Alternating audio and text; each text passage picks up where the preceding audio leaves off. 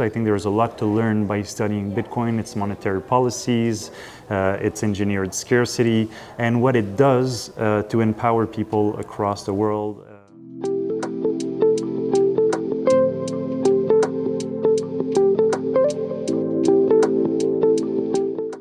Hey folks, Flo here with Blockchain North. We're still at the Digital Asset Business Council inaugural Crypto Policy Forum. Yes, I got it. It's a mouthful. But I'm here with Jöel Lightbound, who's a federal MP with the Liberals, who notably did a really, what I would call an outing, and I want to hear you comment on that, on Bitcoin, because we don't typically hear, especially the Liberals, talk about Bitcoin, let alone crypto. How well received was that? And was it an outing of yours? Well, not to my colleagues, and certainly not to my friends who heard me talk about it for some time. But my colleagues, I've been raising, I think, the importance for the government and for the government to be on the side of innovation when it comes to blockchain, and to look at and we talk about crypto, but Bitcoin is a different beast in my opinion, and it's something that is way too often dismissed based on slogans.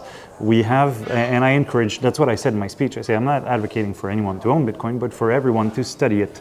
And especially policymakers, I think there's a lot to learn by studying Bitcoin, its monetary policies, its engineered scarcity, and what it does to empower people across the world, whether it's through, evade oppressive regimes, as I've mentioned in my speech, or to avoid currency debasement, like we've seen in Turkey, in Lebanon, in Argentina, and in so many countries around the world. In more and more places recently. Unfortunately. So to me, you go down the Bitcoin rabbit hole and you'll learn a lot about much more than that asset class specifically, but about the broader monetary system.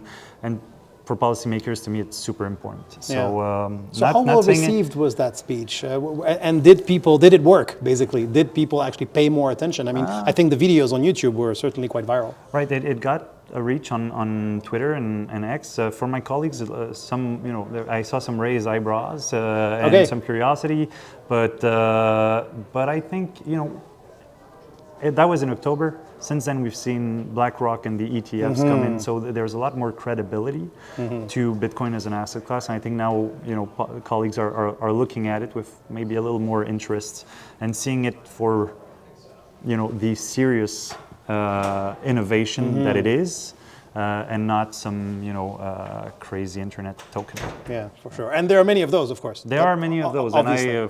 And I'm not interested. You're going to say, don't get me started. Yeah, right? That's it. So if I were to ask you and put you on the spot to qualify the Liberal Party's position on crypto and blockchain, could you provide like just a word, an adjective on that position? Is that possible? Well, careful, maybe? No, but I think I've spoken to the Minister of Innovation many times about this. He's read I chair the industry committee. We've we've put forward a report with very forward-looking recommendations to the government that was adopted unanimously. Whether it's to have a national blockchain strategy, place an emphasis on the right to self-custody for Canadians, having safe on and off ramps for exchanges, as well as strong regulations to make sure that Canadians are protected as they engage with digital assets. So what I see from the government, there's certainly a receptiveness behind the scenes. Of course, there are the political games that we've seen going forward, but I've never sensed that there was, I sense that there is an interest to be fostering and encouraging innovation in the blockchain space. Do you expect it to be a wedge issue in the next election? Expect it to be in the next sort of 18 months like it was in the last? I hope not, because it shouldn't be political. Just like when you look at innovation in quantum computing, AI, it shouldn't be political. It should just be, how do we make sure that we protect Canadians and that we are benefiting from these changes and from these innovation. And Web3 is going to be something whether we like it or not. So. Right. And other countries will run it if Canada doesn't, right? And it's kind of already happening, isn't it? Are we falling behind? From what I understand, yes, but it depends. I've seen so many innovators in that space here that I feel like we've got a strong ecosystem. But yeah, for sure we can probably do better. So you're attending what seems to me, having been to quite a few conferences over the last few years, the most prominent advocacy, government relations, let's say, or connection event for the crypto space in Canada ever. That's my sense. Correct me if I'm wrong. So you're here, you're obviously pro-Bitcoin, I assume, or at least certainly very interested, and as you just said, see the value in Web3 and so on and so forth. What's the value of these sorts of events? And you're here, so what is your message, I guess, to the industry? What do they have to do to get their point across? Just reaching out. There's still a lot of confusion about what blockchain can do, what digital assets are, and what they aren't.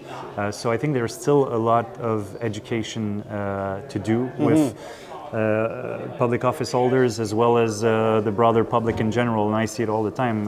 There's also a generational, I think, difference in terms of how you approach blockchain. And, so we just have to wait 50 assets. Years and the new guard will... No, I think you don't have to wait. You have to educate and yeah.